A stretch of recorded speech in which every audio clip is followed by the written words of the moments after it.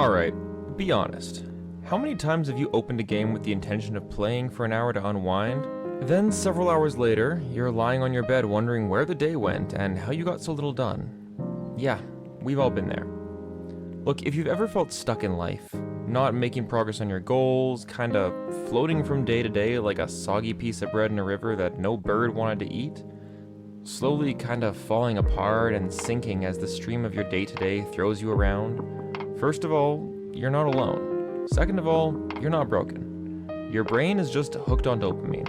Dopamine is basically the brain's way of throwing a party every time you do something that feels good.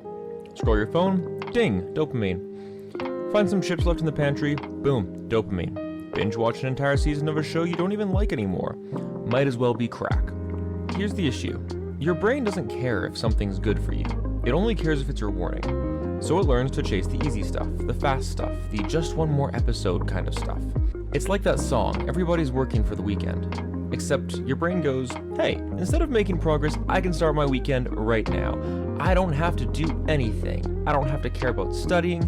I don't have to care about work. I don't have to focus on any of my personal projects or the future. I can coast and let future me deal with the buildup of my problems all their own. But right now, I'm not going to focus on any of the important shit that I need to focus on because it's not my immediate problem. And the more we train it that way by letting easy mindlessness win, the harder it gets to choose things that are good for us in the long run, like writing that resume, studying for that exam, or going to the gym even though that new game you got last week is calling your name. And then one day you'll wake up at 50, 60, or 70 and realize that you'll never actually be able to fully enjoy your life or retirement. But man, those 72,564 hours you logged on Steam sure were fun when they didn't make you want to put your fist through a wall. So why does this matter? Because the tiny decisions you make every day, the ones that feel harmless, they're actually shaping your entire life. Every time you choose the short-term hit over long-term growth, you're casting a vote for the version of you that stays exactly where you are. But don't panic. We're not here to hate on dopamine. Dopamine isn't evil, it's just misunderstood, and has been weaponized in a lot of ways to work against you. But we're going to reverse the game to work in your favor, because the trick isn't to eliminate dopamine, it's to hijack it for yourself. Let's break it down into 4 things you can do, as well as a bonus that I've thrown in at the end, which will make avoiding doom scrolling much easier. Number 1, double up entertainment with work. This is one that personally for me has been making a massive difference lately, and it was born from the obnoxiously long loading screens of Oblivion Remastered that I just got. Keep your work on hand during these periods, and get 60 seconds of work done each time you encounter one of these loading screens. Seriously, it sounds like nothing, like you can't get anything done in that time, but trust me, the amount those loading screens add to your playtime is insane. Let's math it out. 1-minute loading screens in a game that has you walk through a door or respawn every 5 or so minutes across an hour of playtime is 12 minutes of work. And if we're being honest, you aren't sitting down for an hour of gaming, you're sitting down for 3 or more. So you'd be getting nearly 40 minutes of work time in, maybe more. And if your work involves the computer you're playing on, like for writing or studying, use your phone for the work instead. You can download the Google Docs app for writing, take a picture of the textbook you're reading, or whatever.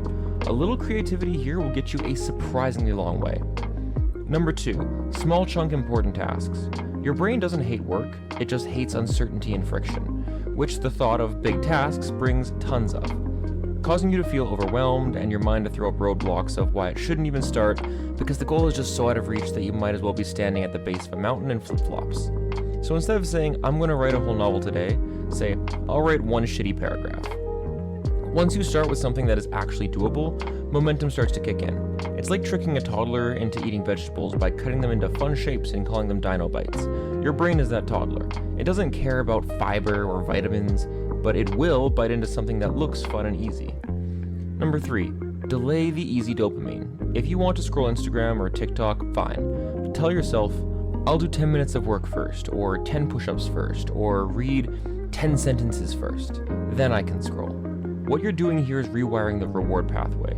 You're telling your brain, you can have the cookie, but first, do the thing that actually helps. Another way of referring to this is delayed gratification, something which I'm sure you've heard plenty of as a buzzword, but this is how you actually get it to work for you and orient yourself towards more meaningful tasks in your life. Because the issue is how much technology draws us in and how distracting it's designed to be. So we need to replace some of its space in our lives with real tasks that move us in a positive direction, and delaying our technology time by making it a reward for accomplishing more impactful tasks, even small ones, is the first step towards building good habits that allow us to do that. Eventually, the helpful stuff starts feeling rewarding on its own as you start to see positive results from your efforts and build the habit, which, by the way, takes about 2 weeks for a habit to build. So none of this try it for 3 days BS that I know you've done before, because I've done it before. Focus on getting through each day individually, having done some positive work. Don't think about what tomorrow holds at this stage, and do this for 2 weeks before you even allow stopping to be an inkling of a consideration. Trust me, though it won't make you $1 million in that time, the incremental changes you see across those days will be life-changing long-term if you give yourself a chance and bet on your own abilities. Number 4, track the tiny wins. Seriously, keep a done list, not a to-do list, a done list. Every time you do something productive, write it down. As great as to-do lists are, they can create a sense of inefficiency by showing you what you didn't get done. And this is especially bad when you have a tendency of putting down more items than you can realistically get done, which, if you're anything like me, is pretty much every time. Not to mention, how many times with your to-do list have you added additional items you did that day just so you could feel the satisfaction of crossing things off? Yeah, so just cut out the extra boxes left unchecked and only put down the things you accomplished. Your brain sees progress and says, hey, this feels kinda good, let's do more of that. You can start stacking dopamine in your favor, and that's when the magic happens. Yes, it may be seemingly trivial things at first. Put away half my laundry bin, write a paragraph, study for 15 minutes. But that's how bigger habits and accomplishments build. You don't go into the gym and absolutely crush big weights day one. You start small, fix your form, and work up to heavier stuff. This is the same. A mind trained to go after easy dopamine in the short term is like an overweight guy with a diet of ramen and chips. It won't have the strength for consistent high output effort at first, and will just get discouraged, making trying again harder each time. So you need to train your brain to go after the long-term rewards, and that training is done slowly and intentionally. So here's your call to action. Today, not tomorrow, not next Monday. Pick one thing you've been avoiding, just one. Start it for 5 minutes. That's it. Set a timer if you need to. You have a phone, you're probably watching this on your phone, and trick your brain into thinking that it's no big deal. Because honestly, it's not the size of the action that matters, it's the fact that you chose to do something different. That's how change starts. And if this at all hit home for you, leave a comment with the one thing you're going to tackle today. I want to know, and I want you to use the comments as a tool to hold yourself accountable. Look, life's not about being perfect or productive 24/7. You're allowed to chill. You're allowed to enjoy things that won't move the needle in your life. But if you keep choosing what's easy now, at the expense of what's important, you're basically telling your future self, hey, good luck with the mess.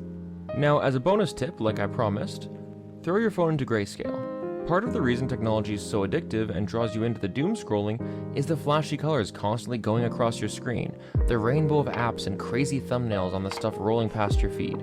A long-term study published in the Social Science Journal of 160 undergraduate students found that turning phone screens to black and white reduced daily usage by 38 minutes on average, sometimes more.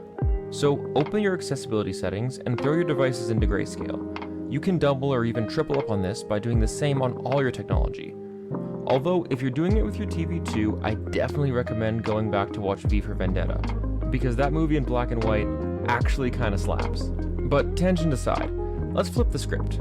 Choose to be a little uncomfortable and take the small necessary steps forward now, so future you can reap the rewards later. Now, if you got something out of this, hit that like button, subscribe, and share this with a friend who needs a loving nudge out of the Netflix vortex. Now go to your 5 minutes. I just spent the last 25 on recording this, so if you don't, I'll be silently judging you a little bit. But I believe in you, and it's time you start believing in yourself. You got this.